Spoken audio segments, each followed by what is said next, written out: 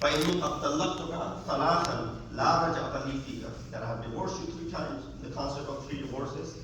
And then let me just clarify this, because unfortunately, divorces are on the rise in our society, in our community. Say that, I recite lesser nikahs than I'm approached for the talaqs. And that's a sad reality. I would rather be reciting more nikahs, let's just get that out of the way. I would rather be reciting nikah every single day. But unfortunately, there's so many divorces that are happening around this as well. So there's something wrong. There's something in the fabric that is wrong, that we are not. Now, of course, there are sometimes differences which are irreparable. Those we understand. Things that people are going through that cannot be reconciled. So that's understandable. You don't have to be stuck with this person forever. There's a way of divorce to coming out of it. But to just lose your mind over a simple argument and make big fuss of certain things that are part of the life, and to go out and call it ends and then divorce, that's something where we have to work hard as a community. So therefore we see that the 3 talaqs that Imam is mentioning over here, there's a slight difference between our fiqh from the fiqh of Ahl-e-Sunnah. In the fiqh of Ahl-e-Sunnah, they think, or their fiqh says that 3 talaqs in one sitting is a permanent talaq, and this is called bayn, and of course this way, husband and wife can never remarry. But in the Shia fiqh, that is not how it happens.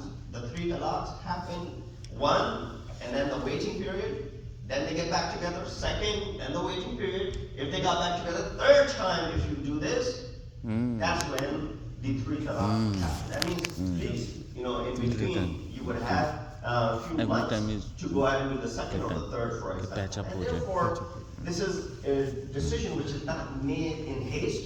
This is a decision which is not made out of anger. This is a decision which is made in front of 2 adil witnesses. That's when. So in Islam, marriage is easy, getting talaq is made difficult for this very reason. So a lot of times people come up to us and they talk about our own, and they say, well, this couple that are divorcing, they can never remarry. So why not? They can.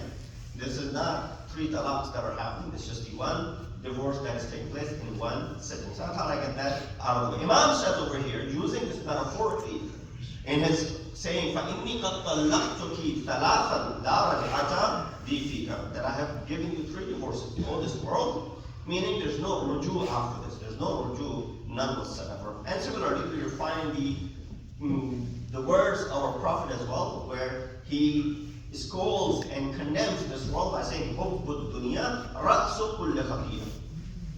The love of this world is the head of all the mistakes.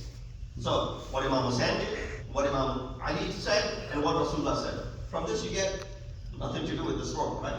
This is what the message that I'm trying to, that's what I'm understanding. But that is not the case. If Imam Hussain had left for the world, the question would have risen, who do you work in this world for? You work for your family, right? You earn for your wife and your kids and your family. These are the ones who inherit from you, so you work for them. If Imam left for this world, then why would he bring his family along with him? He would have kept his family safe and secure, and he would have gone by himself. Prophet too brought his family to face the Christians of Najran in Mubarak, which was interpreted as a sign of true Nabi by the Christian leaders for that matter. A Christian would understand when Rasulullah brought his immediate family out for the battle, while the Muslims today still don't understand why Imam Hussain brought his family out for the battle. Right? Imam Hussain was only following the seerah of Rasulullah. What Rasulullah did against the Christians of Najran, bringing his own family, immediate family, Imam Hussain is just repeating and doing the ta'assi to Rasulullah by bringing his wife and his kids into the battlefield. Salawatu Muhammad wa Allahumma salli ala. And also, those who go to war, especially for the sake of the world, the commander of the army tells them, things that will give them courage, that will say, well, you'll get wealthier after this, you'll get spoils of the war, and so forth. What is Imam Hussain telling them? You'll die. You'll attain shahada. You'll be martyred tomorrow. That's the message that Imam Hussain is giving. So it's the contrary to what some believe. Why did Imam leave his, Muhammad Hanafiya behind? There's a question, brother Muhammad Hanafiya. This is also following the sunnah of Rasulullah. leaving behind someone whom he can trust. Similar was done why Imam Ali had done when he had gone. Imam Ali was done, when Rasulullah had gone to Tabuk, he had left Amir al-Mu'mineen behind. Imam Hussein is actually following the sunnah of Rasulullah.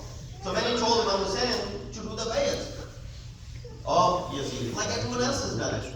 Why stand up and cause this commotion and, you're going to get yourself hurt, you're going to get your family killed. So many people are telling and reminding Imam Hussein. Did anyone remind Yazid that, let go of Hussein? You got the entire Muslim Ummah doing bayat to you, out of fear or whatever the case may be. It's just one man, leave him alone. Everybody's telling Imam Hussein, go ahead and pay allegiance. Now Abdullah ibn Umar says to Imam Hussein, go ahead and pay allegiance. Other notable personalities come up to Imam Hussein and say, go ahead and pay allegiance to Yazid. He's a legitimate leader. Even if he's not, just go ahead and do so for the sake of your life and your family. You will not be bothered. Did anyone go to Yazid and tell him, you got everyone else's allegiance? Leave this one man alone. Yazid knows, and the entire community knows as well. Yazid could have the allegiance of the entire world, but as long as he doesn't have the allegiance of Imam Hussein, it's not really legitimate. So with that reason, he goes after Imam al-Salam. So, if Imam, even hypothetically speaking, had left for the world, because Imam's without it, I'll say a few words about it. Even if Imam had left for this world, so what? It is the hukumat of Imam's grandfather. It's not the hukumat of Yazid's grandfather.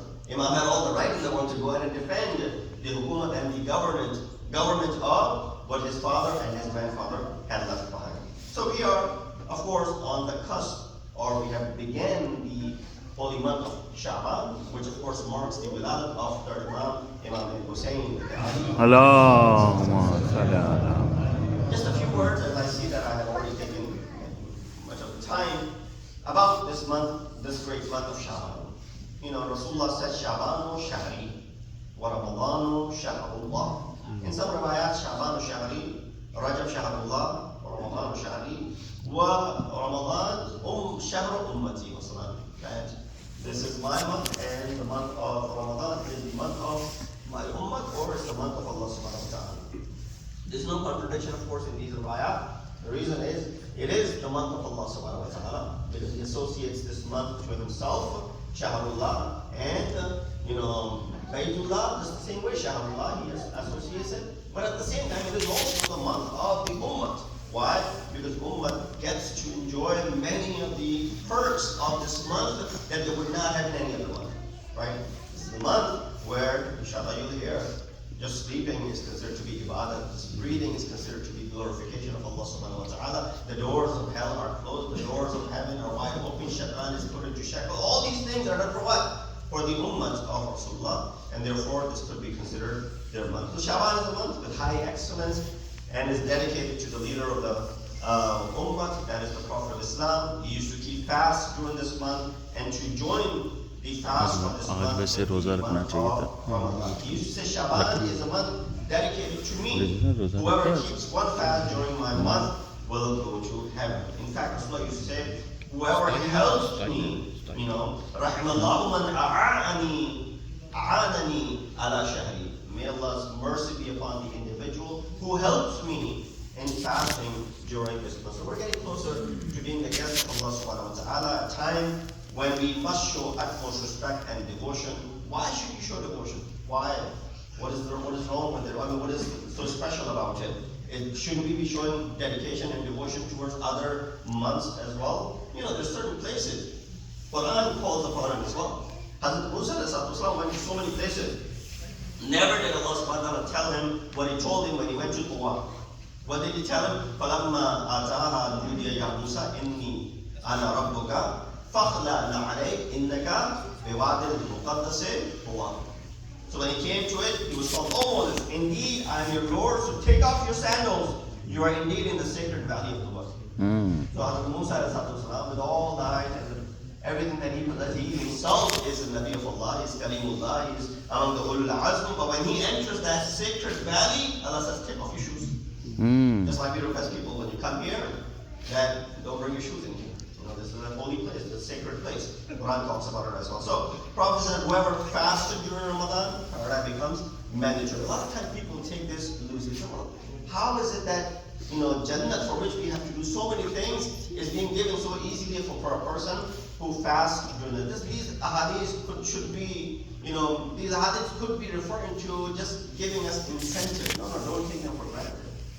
Indeed, the thawab of these, this is where we see the rahmat of Allah subhanahu wa ta'ala excels and exceeds beyond the ghadab of Allah subhanahu wa ta'ala. That every step of the way, every moment, He's made this task so easy for you that you just fast and Allah subhanahu wa ta'ala grants the Jannah. What is the Jannah for you? He'll give you tens of the Jannah if you were to go ahead and be obedient to Him. When you fast, what do you show? You show this obedience. This fasting serves as a means and a mechanism for you to cleanse yourself. Every time you fast, this cleansing happens, you get closer and closer to Allah subhanahu wa ta'ala. And that is the reason when you're getting closer to Him, He doesn't have any problem giving you the Jannah, which is also in Qurbe Ilahi. So here, just a couple of riwayat in this regard. Allah said, Inna Rasulullah Kana yusammi Sha'ban, Sha'ban Sabr. Rasulullah used to call this month to be the month of sabr. Kana yaskuru alayhi fayasumu. And he used to show sabr and patience, extra amount of patience. You know how when you're fasting, a lot of times things that you would normally be flipped out of, quickly get angry, now you restrain yourself. That's the power of this fasting, especially when it's done in the month, which is not even wajib for you. For Ramadan, we understand it's wajib, it's obligatory, so you have to fast. There's no way out of it, otherwise there'll be kafara. But Sha'ban is voluntary, right? When something is done voluntarily, and that too, you endure this pain, and you show this patience, and you show this restraint, and of course the thawab of that thing could be actually sometimes more than the thawab of the actual wajib fast. So,